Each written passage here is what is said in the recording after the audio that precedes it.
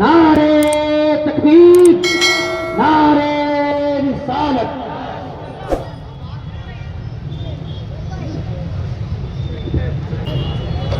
السلام علیکم ورحمۃ اللہ تعالی وبرکاتہ۔ نحمده ونصلی علی رسوله الکریم، اما بعد فاعوذ باللہ من الشیطان الرجیم، بسم اللہ الرحمن الرحیم۔ ان الذین یأکلون اموال الیتامی ظلما انما یأکلون فی بطونهم نارا وسیصلون سعیرا۔ صدق اللہ العظیم ونحن على ذلك لمن الشاہدین والشاکرین والحمد للہ رب العالمین۔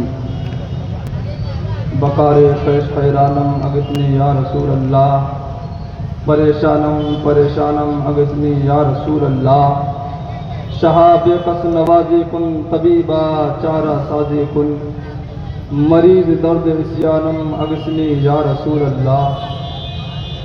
ہم پہ احمد کا ہو سایہ، ہم پہ اشرف کا کرم، سیدی مختار اشرف باصفا کے واسطے۔ اے اشرف زمانہ زمانہ مدد نما، درائے بستارہ ہے قریب کرم کشا۔ محترم حضرات، آئیے سب سے پہلے آقائی نامدار، مدینے کے تاجدار، دونوں عالم کے مالک و مختار، سیدی ابرار، شہنشاہ دی وقار، کائنات کے اولین، فصل بہار، رہبر اعظم، قائد اعظم، نیر اعظم، رسول اعظم، سیاح اللہ مکہ، مالک انس و جاں، جناب احمد مجتبی محمد مصطفیٰ صلی اللہ تعالی علیہ وسلم کی بارگاہ میں درود پاک کا نذرانہ پیش کریں۔ پڑھیے بآواز بلند، اللہم صلی علی سیدنا مولانا محمد بارک وسلم، صلاۃ و سلام علیک یا رسول اللہ صلی اللہ تعالی علیہ وسلم۔ دن لہو میں کھونا تجھے، شب صبح تک سونا تجھے، شرم نبی خوف خدا، یہ بھی نہیں وہ بھی نہیں، اور رزق خدا کھایا کیا، فرمان حق تعالی کیا، شکر کرم تر سے سزا، یہ بھی نہیں وہ بھی نہیں، اور قلب میں سوز نہیں، روح میں احساس نہیں، کچھ بھی پیغام محمد کا تمہیں پاس نہیں۔ اور علامہ اقبال لکھتے ہیں، جگہ جگہ کے تھک چکے ہیں تمہیں ہنگامے، نشاط لذت خواب گرا بدل ڈالو، نشاط لذت خواب گرا بدل ڈالو، کشتی کنارے سے اب بھی لگ سکتی ہے، ہوا کے رخ چلو بادبہ بدل ڈالو، ہوا کے رخ چلو بادبہ بدل ڈالو۔ معزز سامعین اکرام، ہم تمام لوگ مذہب اسلام کے ماننے والے ہیں۔ یہ ہمارا عظیم مذہب آفاقی اور رب تبارک و تعالیٰ کا پسندیدہ مذہب ہے۔ یہ اس مذہب کے اندر دینی، دنیاوی، معاشی، آئلی تمام مسائل کا حل موجود ہے۔ یہ ایسا مذہب ہے کہ بندے کے زندگی کے ہر موڑ پر رہنمائی اور رہبری کرتا ہے۔ اس مذہب کا مقصد ہے کہ انسان کو انسان کی اصلاح کرنا اور بندے کو رب تبارک و تعالیٰ تک پہنچانا ہے اور کامیابی کی راہوں پر چلانا ہے۔ محترم سامعین، آج لوگ فرامین اسلام پر عمل کرنے کے بجائے انگریزی کلچر اور مغربی تہذیب کے دلدل میں پھنستے چلے جا رہے ہیں۔ لوگ یہودی و نصارہ کے اتباع میں ایک دوسرے سے سبقت لے جانے کی کوشش میں لگے ہوئے ہیں۔ آج وہ کون سی برائیاں اور بدعمالیاں ہیں جو ہمارے معاشرے میں موجود نہ ہو؟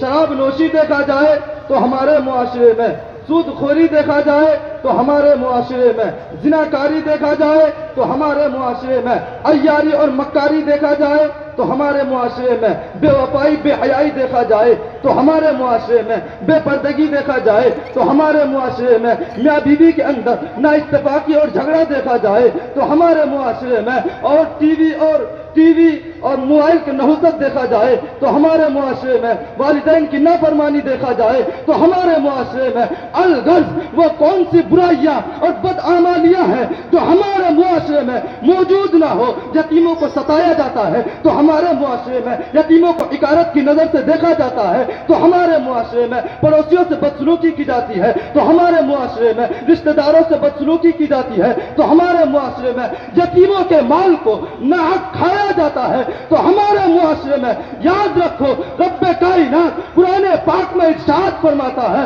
ان الذین یاکلون اموال الیتامی ظلما انما یاکلون فی بطونہم نارا وسیصلون سعیرا، یعنی جو لوگ یتیموں کا مال ناحق کھاتے ہیں گویا وہ اپنے پیٹ میں آگ بھرتے ہیں، البتہ وہ جہنم میں جائیں گے۔ حضرت قتادہ رضی اللہ تعالی عنہ کا قول ہے، وہ فرماتے ہیں کہ یہ آیت کریمہ بنی عطفان کے ایک شخص کے متعلق نازل ہوئی جو اپنے یتیم بھتیجوں کا سرپرست بنا اور ان کا تمام مال کھا گیا۔ اس لیے ہمیں چاہیے، اور رب تبارک و تعالیٰ نے یتیموں کے ساتھ محبت رکھنے کا حکم دیا، ان کے حقوق کا خیال رکھنے کا حکم دیا، اور حضرت داؤد علیہ السلام کی طرف وحی کی، اے داؤد یتیم کے لیے مہربان باپ کی طرح مخلص اور بیوہ کے لیے مہربان شوہر کی طرح ہو جا، کیونکہ تو جیسا بوئے گا ویسا ہی کاٹے گا۔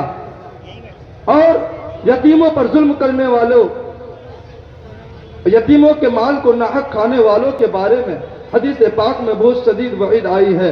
نبی پاک سرور کائنات صلی اللہ تعالی علیہ وسلم ارشاد فرماتے ہیں کہ میرے صحابیوں 7 مہلک باتوں سے بچو۔ صحابہ کرام نے عرض کی یا رسول اللہ وہ کون سی باتیں ہیں؟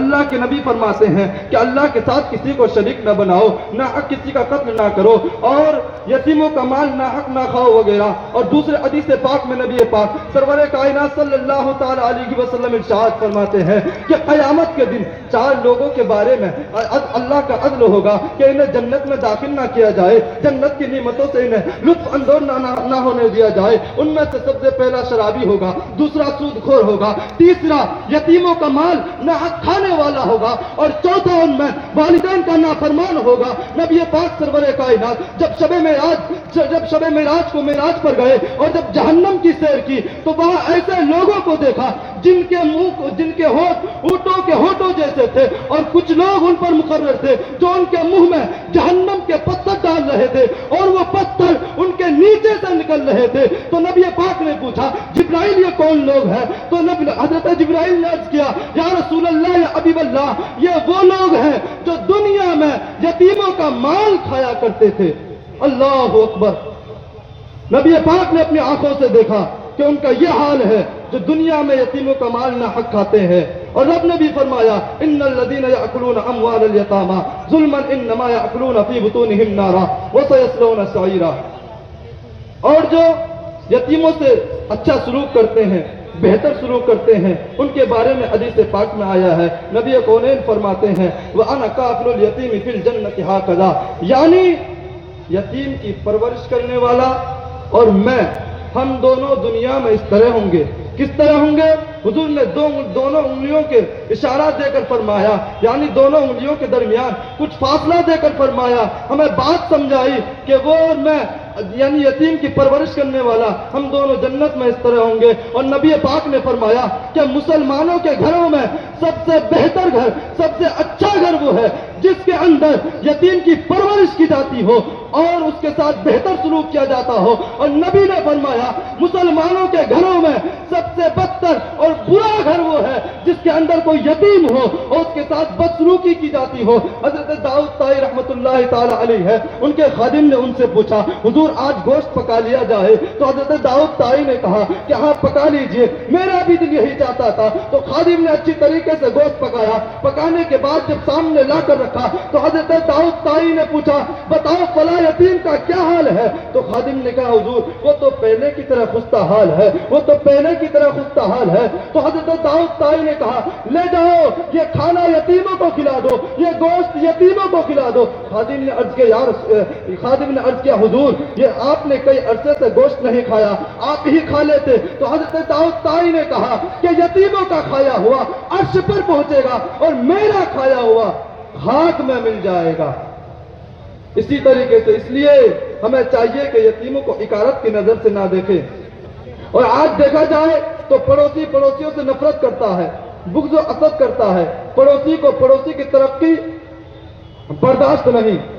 اور رب نے کیا فرمایا؟ رب فرماتا ہے وَالْجَارِ ذِي الْقُرْبَى وَالْجَارِ الْجُنُبِ، یعنی بھلائی کرو پاس کے ہمسائے اور دور کے ہمسائے سے۔ یہاں ہمسایہ قریب سے مراد جو مکان کے متصل رہتے ہیں یا رشتہ دار مراد ہے، اور ہمسایہ بعید سے مراد جو مکان کے متصل نہ رہتے ہوں، ایک ہی گلی میں رہتے ہوں، یعنی غیر رشتہ دار مراد ہے۔ اور مفسرین اکرام کا ایک قول یہ ہے کہ یہاں ہمسایہ قریب سے مراد مسلمان ہے اور ہمسایہ بعید سے مراد کافر ہے۔ حضرت جابر رضی اللہ تعالیٰ عنہ سے روایت ہے، نبی پاک سرور کائنات صلی اللہ تعالیٰ علیہ وسلم ارشاد فرماتے ہیں کہ پڑوسی کی 3 قسمیں ہیں۔